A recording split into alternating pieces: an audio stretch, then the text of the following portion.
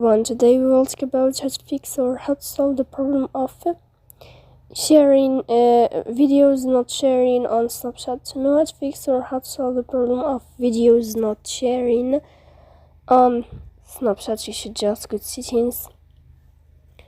In first, you can go to the window of apps and you can search about the application of Snapchat.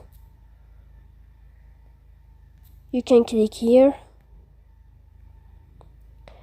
Then you can click on first stop. Sorry, we'll wait a moment. You will click on first stop and you can click OK.